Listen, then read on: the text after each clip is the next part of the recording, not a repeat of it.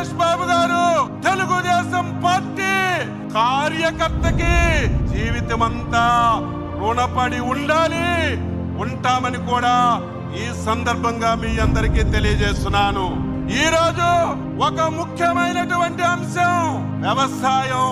ఈ దేశానికి వెన్నుముక రాజని మైకు ఉన్న ప్రతి ఒక్కరూ నిదానంగా మాట్లాడుతుంటారు, ఆచరించడంలోనే చాలా తక్కువ మంది ఉంటారు.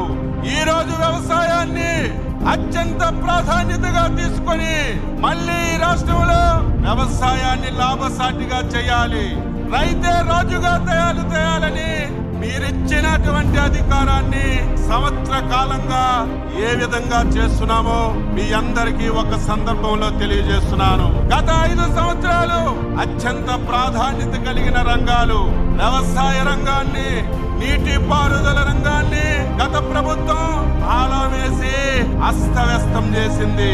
మేము అధికారంలోకి వచ్చిన తర్వాత వ్యవసాయాన్ని లాభసాటిగా చేయాలి.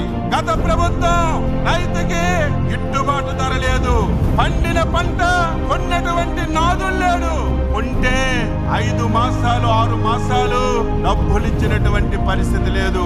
మేము అధికారంలోకి వచ్చేసరికి ఈ రాష్ట్రంలో రైతులు ధాన్యం కొని 1600 కోట్లు గత ప్రభుత్వం బాకీ పెట్టిన విషయం గుర్తు చేస్తున్నాను. మేము వచ్చిన తర్వాత 1600 కోట్ల అప్పు తీర్చడమే కాదు, గత సంవత్సరం ఖరీఫ్ గాని రబీ గాని ఒక్క ధాన్యం గింజ కూడా ఎక్కడ కూడా లేకుండా ప్రభుత్వమే కొని 24 గంటల్లో రైతు అకౌంట్ లో డబ్బులేసి రికార్డు సృష్టించినటువంటి ప్రభుత్వం ఎన్డీఏ ప్రభుత్వం, మన నాయకుడు చంద్రబాబు నాయుడు గారని ఈ సందర్భంగా తెలియజేస్తున్నాను.